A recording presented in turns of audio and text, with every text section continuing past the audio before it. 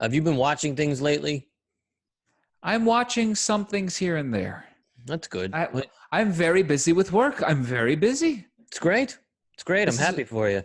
Thank you. I'm happy for me too. Every dog has its day, and I'm a dog, and I'm having days. Days, which is good. Well said. Well said.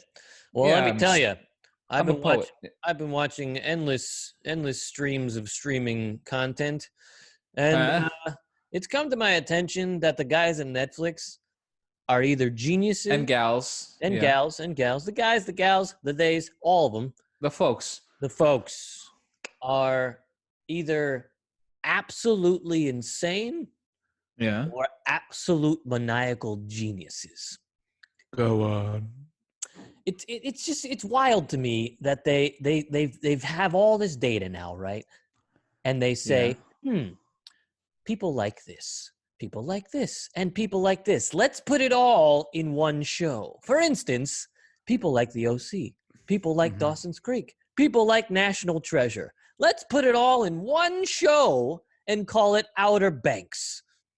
And you know what? They did, and it's been a top 10 show on Netflix for the past, who knows? It's Are you serious? absolutely insane. The OC Wow. plus Dawson's Creek plus $500 million in treasure. That's how they're marketing it. Wow. And you know what? It's working. It's working nonstop. They got reality shows of people not being able to touch each other. They got reality shows of people only being able to touch each other. They got this show going on. It's insane to me what they've been doing, and they continue to make them, and people are watching them because there's nothing else to do. Because that's what Yeah. people are enjoying. What are they gonna do? Watch us? That would be nice. That would be nice. Let me tell you about the two baddest cats in town. They're here to talk about random shit floating around. So grab yourself a drink, baby, if you please. It's just shooting the breeze with Chafe and Cheese.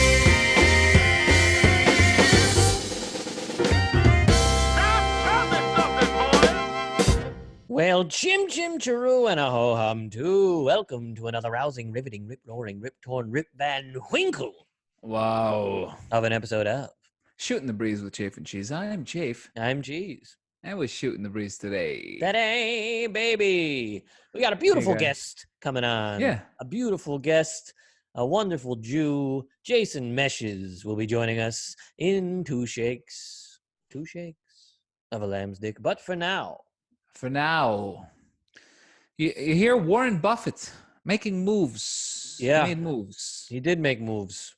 He sold all of his airline stocks. Gone. Berkshire Hathaway, no mas, is owning any airline stocks. It's done. It's over. Travel's dead. Yeah. I was texting with Kevin about this the other day, actually, and it just illuminated that to me that there's no way that we're coming out of this unscathed in like the next year. It's going to be a long time before any of this gets back to any semblance of normalcy. And everyone's Yeah. spooked about flying, so no one's getting on planes anytime soon. The airline business is fucked. Yeah, I mean, I have a wedding supposedly to go to in August. Yes, I I am also invited to said wedding. I think I got a $20 deposit on a fucking suit at Men's Warehouse. Is it refundable? The deposit? No, Non-refundable? it's a deposit.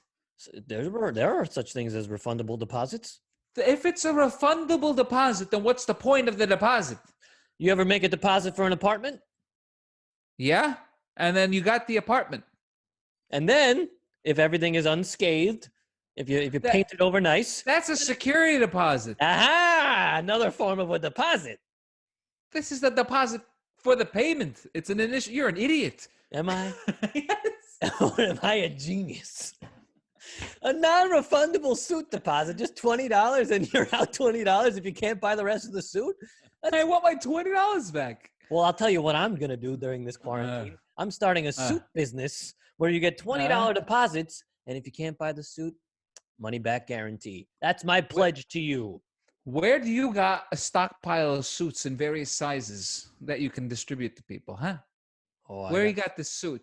Don't worry about it. I got something going. Or are you just going to play a game where you never got the suits, so that's why you got to give the deposits back, huh? We'll see. What scam you pulling, guy? I ain't pulling no wool over nobody's eyes, okay? Anyway, a $20 suit deposit, that's the least of your worries. Yeah. That's Anyway, nothing.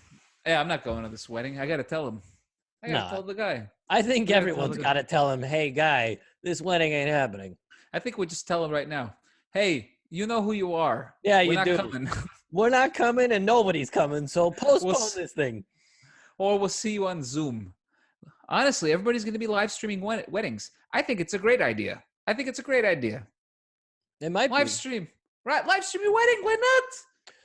You don't want to get drunk and dance around like a buffoon like you always do? Just do it in front of your laptop. That's an option. We all zoom it in.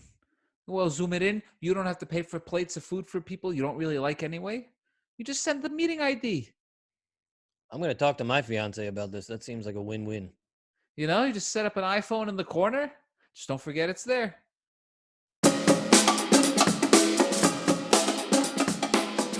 There he is. There he is. The beautiful man. Beautiful man. Let me tell you, every time you interact with this guy, it is a real treat. He has the ability to appreciate the moment and really connect in a way few can, forging his own path in the family music scene with his endless energy and his infectious melodies, clearly leading the race to be the next Raffi. Not you, Raffi, the singer Raffi. A hysterical human, a real mensch of a Jew, Jason, Have we mentioned Mensch? Have we mentioned Mensch? Have we mentioned Mesh? Welcome to the freaking show, Jason Mesches. Woo! Hey, baby. What's up, guys? Good to be here. This is incredible. What an intro. That was very kind. Oh, thank you. It's true on all fronts. How you doing, man? I am good. I'm just over here in my safer at home land, churning out family friendly tunes. You really are nonstop. It's kind of amazing. You've figured out seemingly how to create content in a contentless world. It's phenomenal. You've been doing what exactly with your time in terms of that? So it's been really interesting. I as soon as March hit and we started getting ideas, early March that things were going to shut down, and I immediately went into panic mode because so much of my income is touring the country singing to kids. And so if you can't get on a plane or be in a large group, oh boy. So as soon as, and I teach in a couple schools here in LA, and as soon as it happened and we got like wind of it, I started immediately just doing this daily YouTube show. And I went to the school and I emailed the heads of like 20 preschools in Los Angeles. I was like, hey, I've been with you before. You've seen me before. We met before. I'm going to be offering this show for free every day of the week. Now 3 days a week. And here's the link. Send your people to it. And I didn't realize how heads up of a move that actually was, because the schools took a couple weeks to figure out what they were doing. So now the schools have plans in place and the kids are doing stuff and whatever. But for the first couple weeks in there, it was chaos. And I got to be the constant in thousands of families' lives. And unbeknownst to me, over the first 3-4 days of it all of a sudden spread, and I was getting phone calls from friends of mine who live in Atlanta and New York and Florida being like, hey, I'm in this mom chat group and they're posting pictures of your dumb face. How did you connect to them? I was like, I have no idea. It just kind of happened. So it was a timing thing. And I would hate to,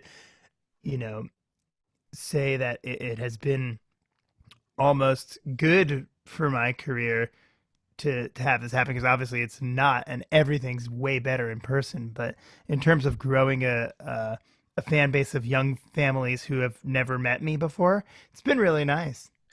It's kind of incredible. I have been following you. We all went to school together. That's how we know this beautiful man. Yo, what up, Q's? And you started as an actor. I knew you always played music. how did you find your way into this? I knew you did a lot of comedy music with your buddy for a while, and then you sort of found your way into this. How did we get here? Yeah. That's a a very fair question.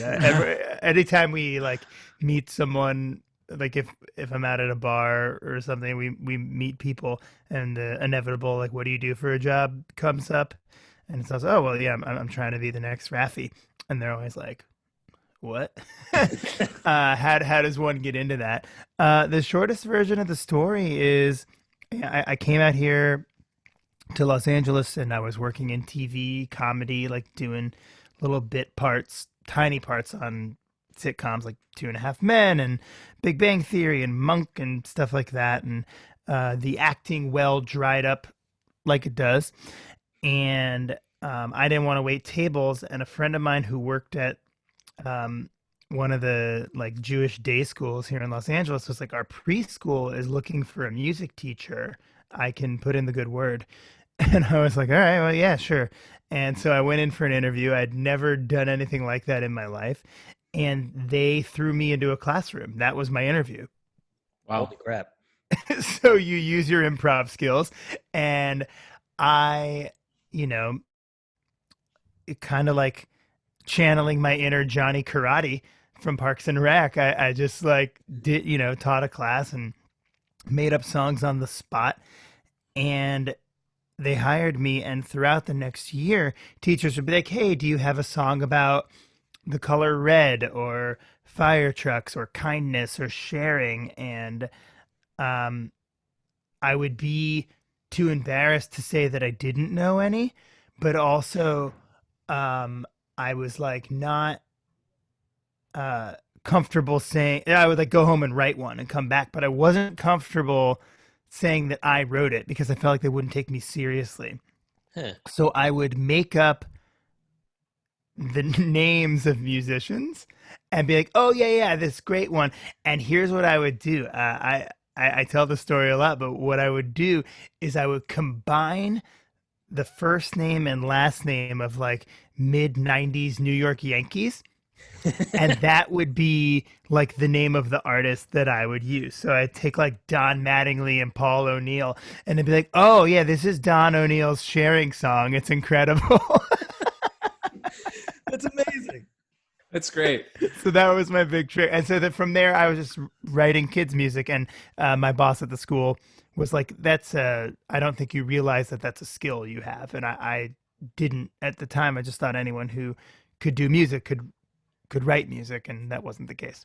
But not only a skill, like you seem to have the energy, the temperament, the ability to engage children in a way that very few want to and can. Like very few people have the patience, and like I could see like, oh yeah, this will get me through to like the next thing that I figure out. But you were like, no, this is the thing. And that's kind of incredible to realize, like, I love doing this. When did that sort of set in? It all kind of happened by accident and over the course of about 8 years. I didn't know that I liked it until I started doing it, right? And then I didn't know how much I like kids and hanging out with young families until I started doing it. But it's really interesting because I don't have any desire to have children of my own. Wow. And it was this amazing moment of realizing that just because I don't want to have children doesn't mean that I don't want to affect the lives of children. And I think that like loving kids and wanting kids are two very different things. Yes. And I didn't realize that for a long time. But also hanging out with kids all day, every day for your life means you never really have to grow up, which is kind of kind of fun. Yeah. And I think that I think my brain operates much like kids' brains operate, where you just think about stuff like you think about things in weird ways. And I spent my whole life doing that. And that's why, even in adult comedy, like I've always thought of things differently, and I have a strange sense of humor, and that's like kids. You allowed to say bad words on this show? Yeah. Oh yeah. Fuck yeah. Oh, sweet. Fuck yeah. Okay, cool. Like the the greatest compliment to me and my career that I have gotten has happened in the last week. I think 30 people have at least have sent me the video of this little girl singing "What's in My Butthole." I don't know if have you seen this video? I've seen the What's in My Butthole, yes. The amount of people that have come out of the woodwork who I haven't spoken to in decades who have sent me this song, like, have you seen this? Speaks, I think, is a defining characteristic of what people think when they get me, which I think is great, that they understand that I love children and like children's music, and that I have this twisted, dark sense of humor, that like they knew that this young, amazing girl singing "What's in My Butthole" was going to be my favorite thing ever, and they're right. They're absolutely right. I mean, that shit is hilarious in general, though. Oh my God. Think that to my mom. My mom lost her mind, and she has a pretty twisted sense of humor. She thought that. And now like the internet's going to internet, and so like there's all the remixes and all that stuff, and it's so fucking funny, dude. Oh, it kills me. But I was thinking, you know, so I do this Power Hour show every Monday, Wednesday, and Friday for the kids on YouTube, and I was like, there's no way I can cover this song on that show. It's not it's just not part of my deal. But like, I so wish I could, because like, you know, Jimmy Fallon's gonna. Oh, definitely. If he hasn't already. Absolutely. Oh, yeah. Absolutely. I mean, you have a lane. You kind of have to stay in it. You can't really be doing some crude shit with the kids, unfortunately. Yeah. Right. But, And that's never been my thing. I think interestingly, I think my sort of kids' world of music niche is like finding love and joy and kindness. And so I do a lot of it through comedy, but I think parents trust me with their at-home listening, because at the end of the day, there's some values behind the music, which I think is great. I think it's important to have songs about spaceships and rockets and whatever, but if you can't also have songs about how we love and care about each other, then you're just making another kid's album. For sure. So, I mean, you also do it in a way that is, you know, you're non-threatening. You have a joy of it. You don't ever seem like you're doing it for anything other than to bring the joy to others, even though obviously it is giving you income, giving you all that. It's solely for the love of doing it for these kids and for these families, which I think comes across immediately when we see you on screen, even through a Zoom, even through YouTube. And like, I've seen the videos that you post on like Instagram and stuff where the kids are just dancing alone because you have this infectious energy. I mean, it's kind of unbelievable. Thanks, man. I appreciate it. Translates. I mean, it's crazy. So you know what though, and because you guys are in comedy, so we think we are, yeah. I think you guys are funny, and you've always been like hustling in that world ever since I've known you guys, and when you came out here and all that. But I think weirdly, kids' music and comedy are very, very similar, because you know immediately whether or not it's working, right? Like if your audience isn't laughing, like if you're a stand-up or doing whatever, like if people don't think it's funny, they'll fucking let you know real quick. And it's the same with kids. If they're not interested, if you're not engaging them, like somewhere like when you turn into an adult, you have to like learn how to be polite and like sit through someone's crappy play or whatever and like lie to them that it was good. Yeah. Like that's a thing you have to do as a grown up. But as a kid, you never have to do that. So I like that. It's like instant feedback. You know whether or not it's working, and you move on with your life. But I think it's very similar to what you guys do in a weird kind of, you know, parallel way. Yeah. No, I totally get that. Alex and I worked at a summer camp together. I was the drama. Which camp? Timberlake West. Ooh. I was the drama director there, and I knew we did a good job with the show because the director of the camp came up to me and said, "Listen, this is the first time we've ever had a show where nobody got up to pee. Nobody got up to pee." Hey. In fact, the slogan of the show was "Nobody peed." So, yeah, you're right. That was your New York Times review. Nobody peed. Yeah, the feedback is instant. That's the only that never topped that.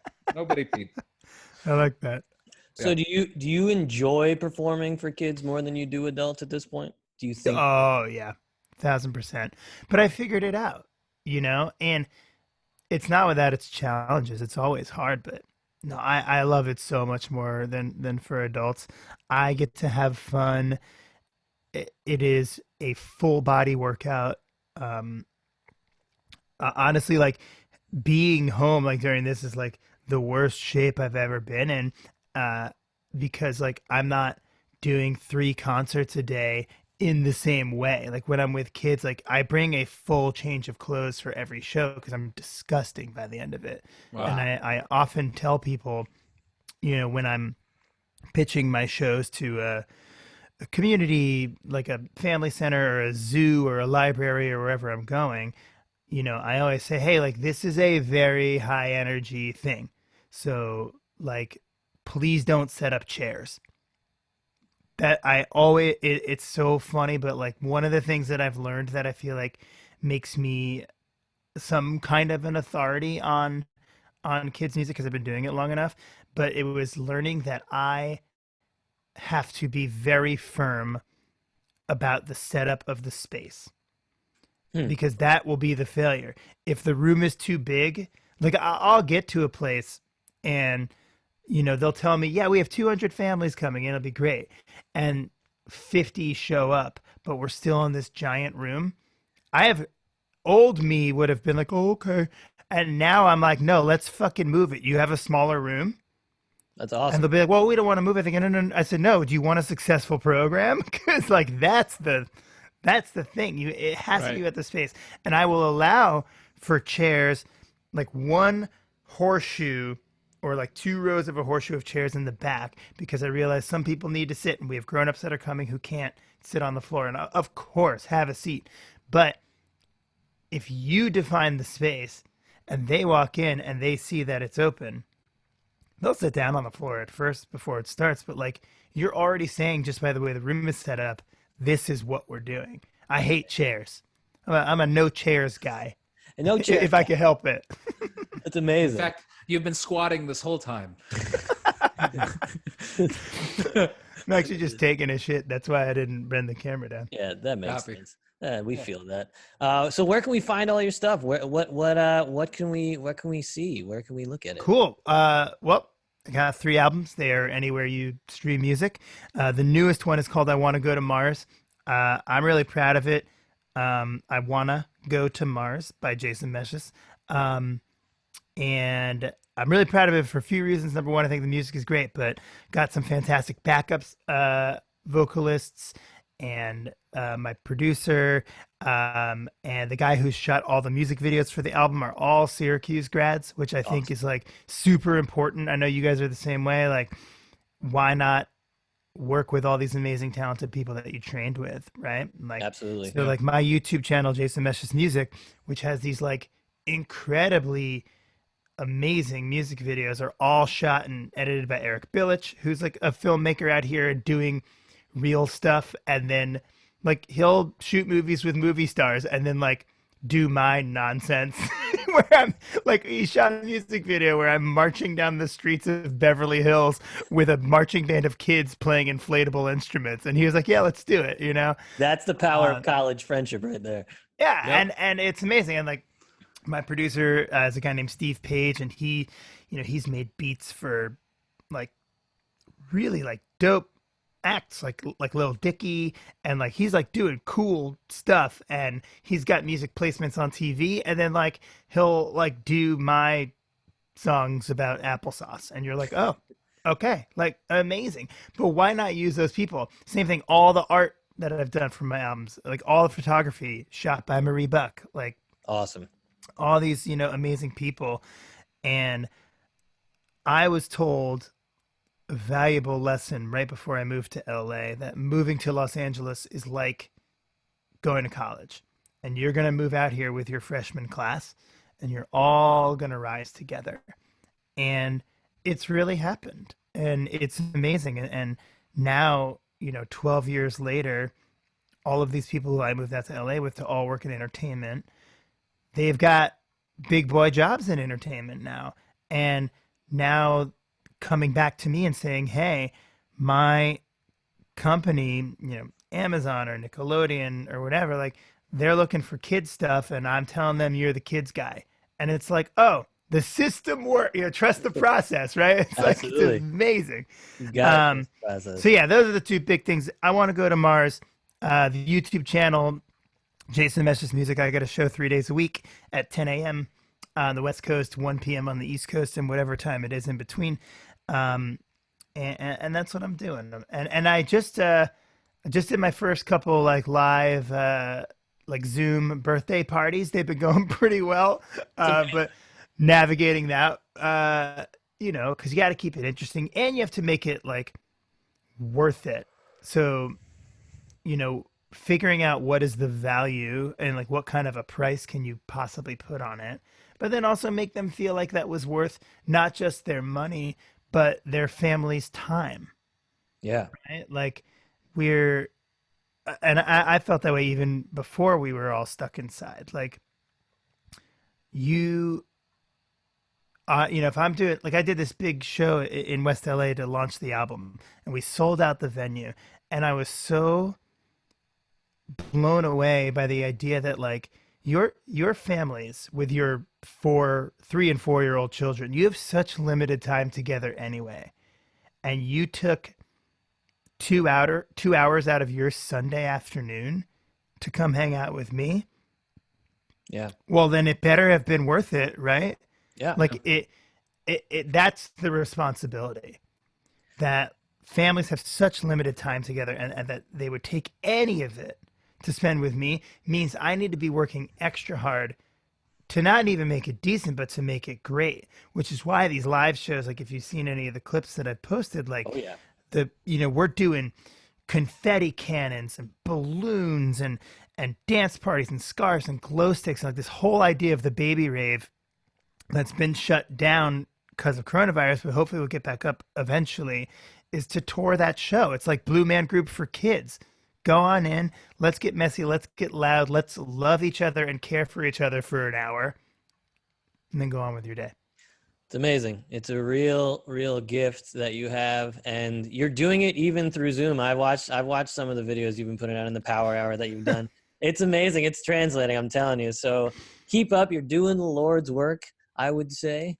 And try to. I mean, there's clergy out there really doing the Lord's work. Yeah, the clergy's probably doing a little bit more, but you're doing like semi Lord's work. Some out there. That's actually, I like that. I'll take that. Yeah, the prophet for sure. The prophet Jason Mesches coined that. You're welcome. Boom. We love you, man. Thank you so much for joining. I love you guys. Wow. Wow, indeed. Holy. Indubitably. What a wonderful man. What a wonderful, wonderful Jewish man. I love that guy. Thanks for coming on. Guy. Jason Mesches, shout out to you. Follow him on the Instagram, Jason Mesches Music, MESCHES, or Google him. Get your kids some entertainment during this trying time. They need it, they deserve it, and you know what? So do you. Yeah.